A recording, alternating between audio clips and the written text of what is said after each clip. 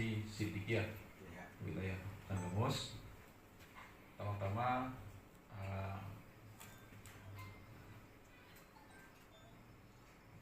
mari kami panjatkan puji syukur kepada Allah Subhanahu wa taala. Insyaallah kita masih diberi kekuatan, kesehatan. Salam marilah kita junjungkan kepada Nabi besar Muhammad sallallahu alaihi wasallam. Insyaallah kita masih mungkin Pak Bupati atau lain baru ketemu hari ini kita temukan.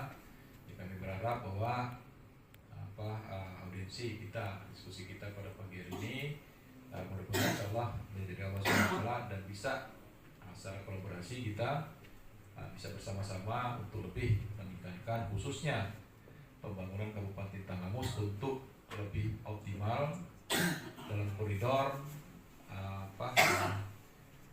kalau dia jalan lurus dalam yang benar berdasarkan mudah-mudahan insyaallah berdasarkan ajaran kita Muslim, Pak. Seperti apa dan bagaimana dan apa kira-kira yang bisa kami dukung di pemerintah Kabupaten Tanggamus ini. Terus ada sedikit mungkin cerita, katanya nanti mau cerita program organisasi dan selama ini kami pengen dengar Pak, Bapak Ibu bahwa sudah berjalan seperti apa. Terus rencana ya ke depan tahun ini atau ke depan seperti apa. Terus ada serah terima bantuan katanya. Nah ini minta tolong sampaikan kepada kami dan mudah-mudahan ke depan ya kalau kita bisa seiring sejalan lebih mengoptimalkan dalam koridor budaya kerja jalan lurus untuk lebih optimal penyelenggaraan pemerintahan dan baik bernegara maupun bermasyarakat. Saya rasa mungkin itu Pak pengantar dari kami Pak kepada Bapak Ibu dari organisasi Siddiqiyah Tanggamus yang kami persilakan Pak. Bismillahirrahmanirrahim. Assalamualaikum warahmatullahi wabarakatuh. Waalaikumsalam warahmatullahi wabarakatuh. Alhamdulillahirabbil alamin. Al-qail fi kitabil karim ar-rahman alamal quran khalaqal insana alamahul bayan.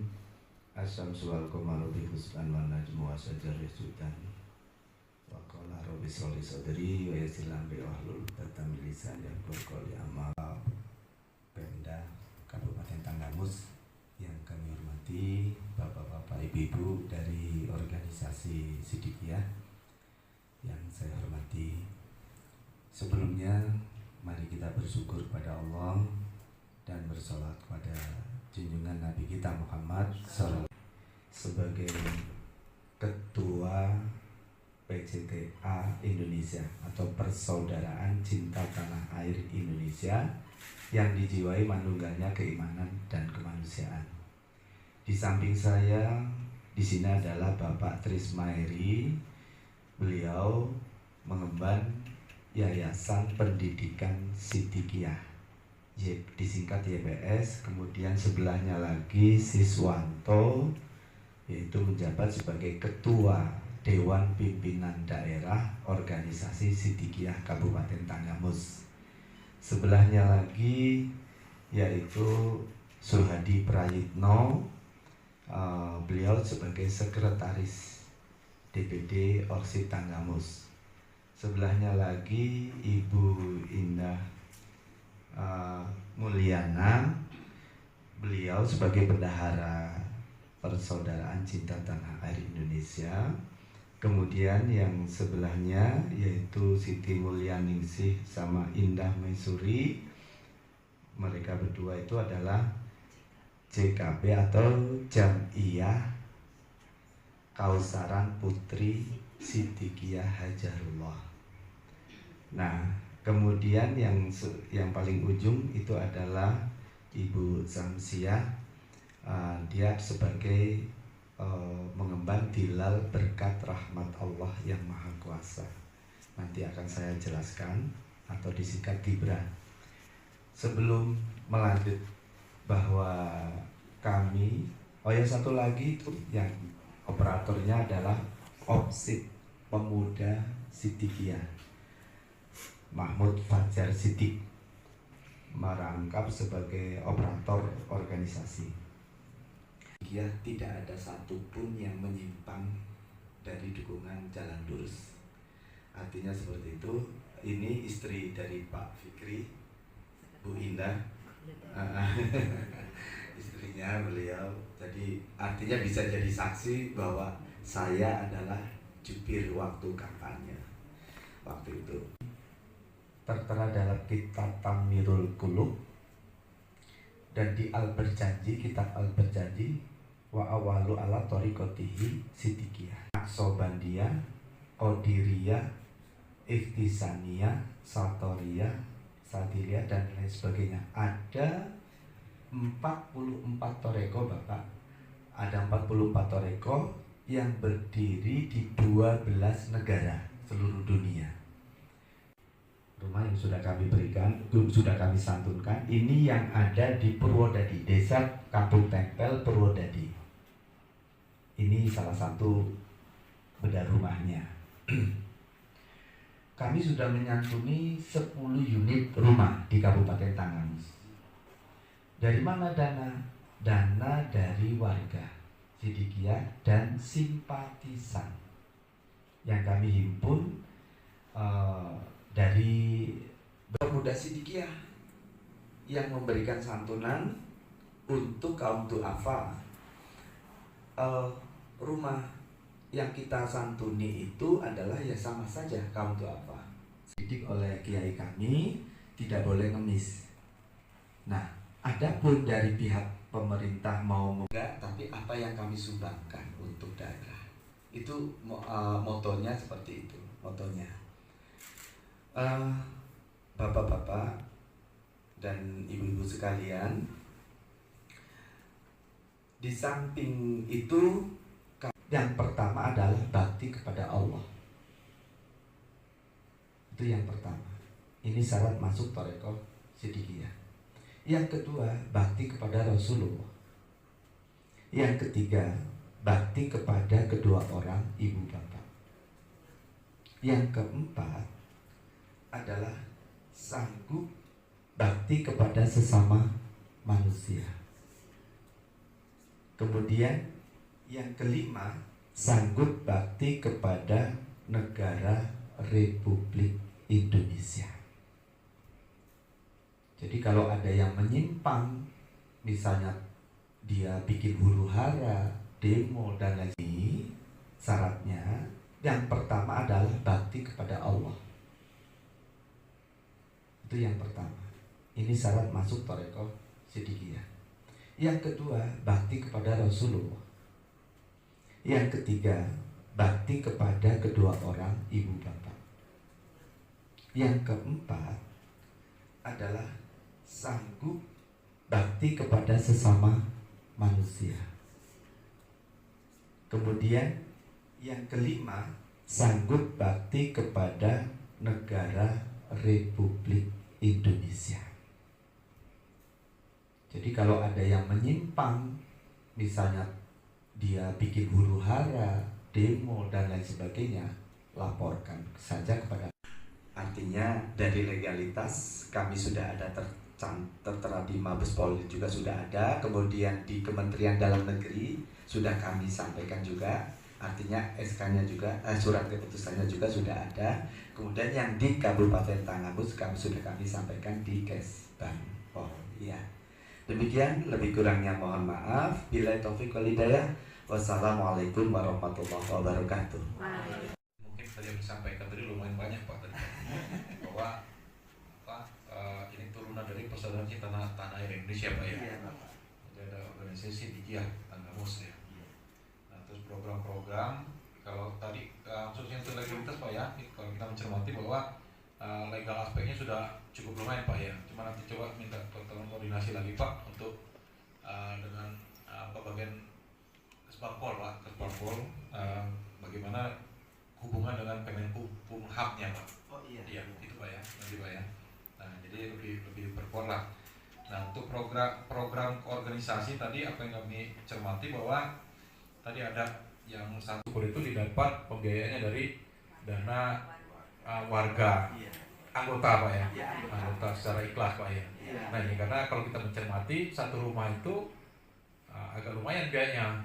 Nah, tadi belum disampaikan udah berapa anggotanya Pak sebenarnya di Tangamus. Nah itu kan. Nah Kalau yang aktif itu kurang lebih 300 yang aktif. Kalau yang sudah kalau semuanya itu sekitar 1000. Itu yang Tanggamus, yang 300 Tanggamus Pak ya? Oh iya, yang Tanggamus. Ya. Itu menyebar di seluruh di kecamatan, 20? Iya, di beberapa kecamatan. Iya. Kalau boleh tahu Pak, sistem iurannya kayak mana Pak ya? Bisa mendapatkan itu Pak? Jadi begini. Jadi ketika kita ngasih mau mengadakan santunan, apakah santunan rumah, apakah santunan sembako, ya sudah. Jadi kita sampaikan saja kepada warga, nanti warga yang kita buat list Pak. Yeah. Kita buat list, nanti warga yang isi sendiri. Kami sekian, kami sekian, kami sekian. Material. Kalau rumah ada yang berbentuk material, ada yang berbentuk uang. Nah begitu. Iya, karena kalau udah cukup lama Pak, karena kalau sekarang udah gak enak Pak ya, ada WA Group, terus ada jenis apa ya. Kalau yang lama-lama kan susah itu Pak. Apalagi dia anggotanya menyebar. Nah, untuk keliling itu kan butuh kos ya, biaya kan itu kan. Iya benar. Nah, perlu disampaikan juga bahwa pemerintah itu ada program bedah rumah ya.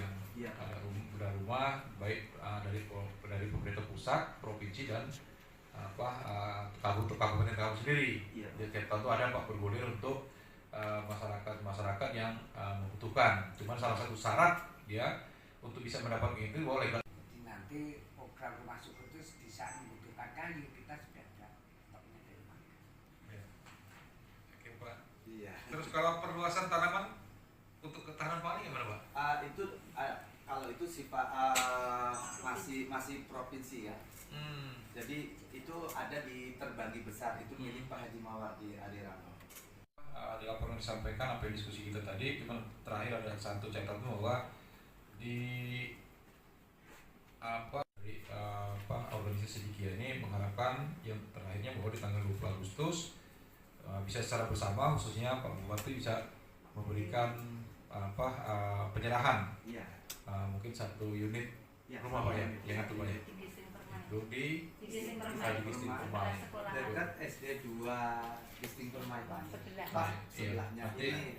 Ya untuk seperti itu Pak minta tolong ada surat Pak ya, Bapak surat. Ya nanti surat disampaikan. Ada surat dari ininya, jadi bisa di bagian pimpinan protokol sini bisa memonitor perkembangannya. Ya mungkin cukup Pak ya Bu ya, dari Bapak Ibu ya. Dari kita. Iya jamnya juga. Jamnya. Oh iya jamnya. Iya. Udah biasanya jamnya udah ditentukan. Jam 10. Jam 10. Jam 10. Ya mungkin itu Pak perlu diskusi dan laporan ke Bupati. Mohon fasilitasi dan diskusi dan petunjuk lanjutnya. Mohon izin Pak. Bismillahirrahmanirrahim. Assalamualaikum warahmatullahi wabarakatuh. Selamat siang dan selamat sejahtera untuk kita semua.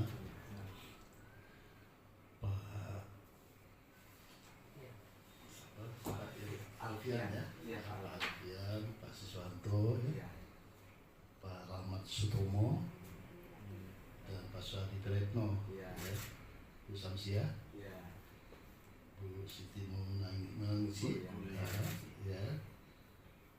Pak Mahmud Fajar Sidik, itu ya, Bu Tris Mairi, Bapak ini Tris Mairi, Bu Endah Maisuri, ya, Pak Indah Mulyana, ini udah familiar sih, sering dulu sama ibunya ya, belum ngaji ya. Dan dari staf, dari itu asisten 1, staf jajaran yang saya hormati. Pertama-tama mari kita menjaga puji syukur kepada Allah SWT atas lipat rahmat hidayah dan inayahnya kepada kita semua. Bahwa sampai siang hari ini kita masih diberikan panjang umur, diberikan kesehatan dan diberikan bermacam-macam nikmat sekaligus tanpa kita duga, tanpa kita rencanakan dari seminggu atau 2 minggu yang lalu. Ternyata hari ini kita bisa bersilaturahmi. Nah mudah-mudahan peristiwa ini adalah semata-mata kehendak dan izin Allah. Sehingga apa yang jadi bahan pembahasan kita, apa yang kita bicarakan ini mudah-mudahan akan terkabulkan dan membawa kemaslahatan untuk kita semua di dalam kampus ini. Amin.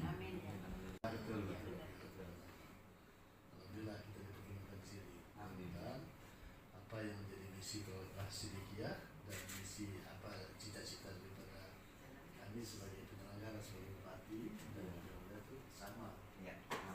Tujuannya sama, bagaimana untuk mengangkat harkat derajat. Jadi kalau Tarikat Siddiqiyah itu maksudnya tujuannya intinya itu. Intinya itu untuk mengangkat harkat derajat daripada para anggota, para umat. Ya, saya juga begitu, sama persis. Insya Allah kita bisa bekerjasama. Bisa bekerjasama untuk melakukan ini. Dan seperti tadi itu ada ini rumah ya. Rumah ini sebetulnya besar, banyak sekali peluangnya nanti. Kalau kita memang sudah terbuka seperti ini, barangkali nanti kita alokasikan. Kita juga ada jatah untuk ini, misalnya dari pusat ada pembedahan rumah. Kenapa enggak kita namakan atas nama itu Tarikat Siddiqiyah kita gitu. Dan kita juga atas nama Pemda ada, itu sama aja. Ujung-ujungnya kan pada masyarakat kita. Ujungnya pada masyarakat kita. Nah, yang kedua nanti itu saya setuju untuk tidak terlalu ngemis-ngemis, tapi pantas dan harus kita sosialisasikan visi misi kita. Nanti dengan kesadaran mereka akan bantu. Tapi kalau kita diam-diam tidak mencoba untuk memberikan pencerahan kepada masyarakat bahwa ini loh kita ini kita juga salah, nggak ngajuin proposal, siapa yang mau nyumbang? Iya kan? Jangan hanya mengandalkan dari itu. Jadi kita harus memasyarakatkan ini. Saya setuju. Karena ini saya lihat ya pada dasarnya memang karena membawa nama agama, membawa ke ini kita, apalagi ini lahir di Jombang ya, Jombang ya, Jombang itu pusatnya itu ini kita. Ya tentu ini membawa visi-visi Rasulullah. Jadi pasti kalau kita sudah memberikan penjelasan kepada masyarakat, insya Allah masyarakat akan paham. Insya Allah akan tergetar hatinya untuk membantu. Walaupun itu misalnya ada ini kami gini, kami ada program ini, nggak minta, iya saya nanti bantu gitu misalnya. Sikap diri sebagai Islami ya, menjalankan tarekat sebagai Islami. Nah kita tentu itu.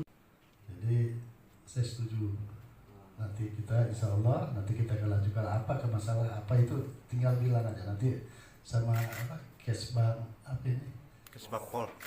Bukan Kesbangpol ini, mereka ini di organisasi ini di bawah Kesbangpol kan, Kesbangpol nanti dikoordinasikan. Kalau ada hal-hal yang ini dibicarakan aja kita ya kan. Insya Allah nanti juga kita itu ada kebagian rezeki. Walaupun itu di sampingnya yang rezeki itu turun. Dari dia. Makanya kita sekarang kita bayar. Kalau ada nanti pabrik sudah kita adakan di tempat kita. Ya, juga wajib itu pabrik itu. Jadi orang yang punya kopi ayam itu jualnya ke kopi sini. Nah, dengan adanya pabrik ini keuntungannya apa? Orang-orang kita lingkungan itu bisa kerja di sini. Ada itu pemerintah juga mendapat penghasilan dari pajaknya itu.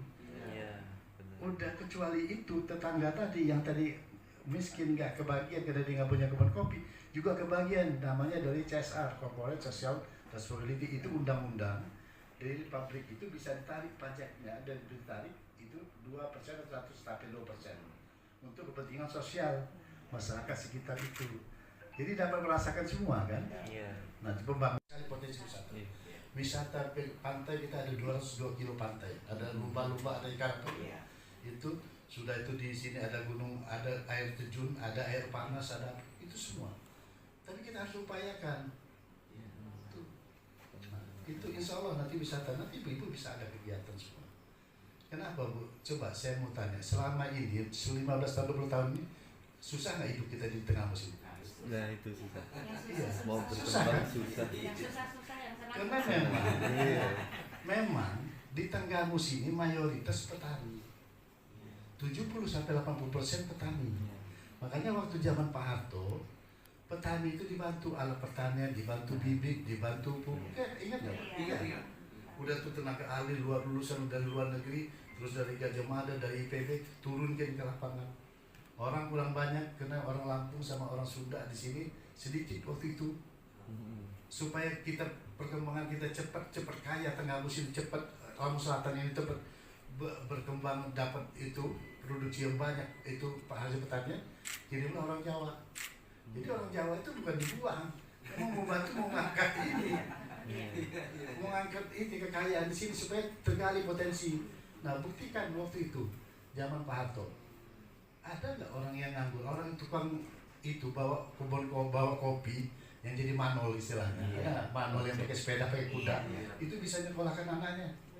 Kuli panggul yang ada di Taman Padang itu atau ada di distrik yang dari toko itu bawa ke mobil truk, kuli panggul itu bisa nyekolahkan anaknya. Karena sakingnya siapa yang nggak hidup waktu itu? Apa nggak ada? Apa pedagang kecil, tukang sayuran, semua laku, semua berduit. Kenapa? Karena petani. Karena dalam teori tidak pernah akan ada peredaran uang, perputaran ekonomi di suatu daerah yang mayoritas petani kalau petani ini tidak dibantu.